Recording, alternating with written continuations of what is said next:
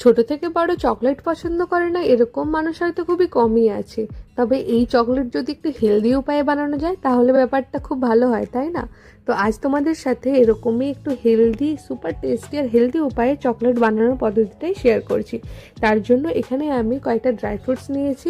তোমরা এখানে তোমাদের পছন্দ মতো যে কোনো ড্রাই ফ্রুট ব্যবহার করতে পারো। আমি এখানে কয়েকটা পেস্তা, আখরোট, কাজু বাদাম, কাঠবাদাম, খেজুর নিয়েছি আর এর সঙ্গে কিছুটা ওটস আর কয়েকটা সিড নিয়েছি। তো এটার পরিমাণগুলো তোমরা তোমাদের পছন্দ মতো, প্রয়োজন মতো রাখবে।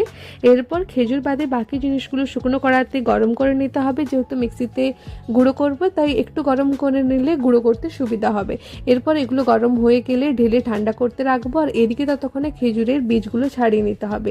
দেখো বীজগুলো ছাড়ানো হয়ে গেলে এবার এগুলো মিক্সিতে সবগুলো একসঙ্গে দিয়ে ঘুরিয়ে নিলে দেখবে একসঙ্গে মিক্স হয়ে যাবে। এই মিক্স করার সময় একটা জিনিস মাথায় রাখতে হবে যাতে মিক্সটা একটু চিটচিটে হয়। যদি চিটচিটে কম হয় তাহলে আরও কিছুটা খেজুর বা মধু দিয়ে ভালোভাবে ঘুরিয়ে নিলেই হয়ে যাবে। এরপর এটা একটা চৌকো বাক্সে কোনো পার্চমেন্ট পেপার বা বাটার পেপার দিয়ে তার উপরে ঢেলে হাত দিয়ে বা কোনো ভারী কিছু জিনিস দিয়ে চেপে চেপে সেট করব। দিয়ে এটা 1 থেকে 2 ঘন্টার জন্য ফ্রিজে আরও ভালোভাবে সেট করে নিতে হবে। এবার চকলেটটা গলিয়ে নিতে হবে। চকলেট গলানোর জন্য এখানে আমি ডাবল বয়লার প্রসেস ইউজ করছি। এর জন্য একটা পাত্রে বেশ কিছুটা জল গরম করে তার উপরে আরও একটা পাত্রে রেখে তাতে চকলেট দিয়ে একসঙ্গে কন্টিনিউ ঘোরালে দেখবে খুব সুন্দরভাবে চকলেট গুলে যায়। আর এই চকলেটটাকে আরও একটু সিল্কি স্মুথ করার জন্য আমি অল্প বাটার দিয়েছি। তো তোমরা বাটার দিতে না চাইলে এটা স্কিপ করতে পারো, এটা একদমই অপশনাল।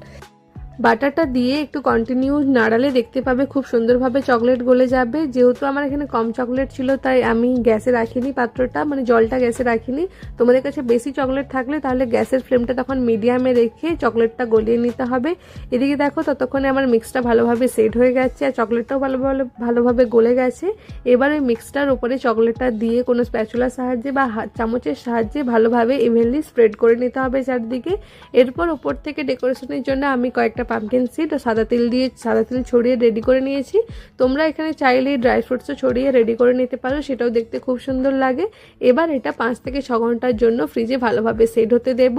আর এটা ওভারনাইটও রাখতে পারো তোমরা, তাতে আরও ভালোভাবে সেট হয়, কিন্তু আমার অত ধৈর্য ছিল না। তোমাদের দেখানোর জন্য আমি 5 থেকে 6 ঘন্টার পরেই বের করে নিয়েছি। আর ওতেই দেখো খুব ভালোভাবে কিন্তু সেট হয়ে গেছে। আর দেখতেই পেলে কতটা সহজ এটা বানানো। আর কাটার সময়ও খুব একটা অসুবিধা হয় না, একটু চাপ দিয়ে কাটলেই হয়ে যায় ভালোভাবে কাটা। তো এটা অবশ্যই তোমরা একবার বাড়িতে বানিয়ে দেখো, ছোট থেকে বড় সবাইয়ের খুব ভালো লাগবে আর খুব টেস্টিও হয়। আর এটা যদি হেলদি উপায়ে বানানো তো অবশ্যই এটা বানিও।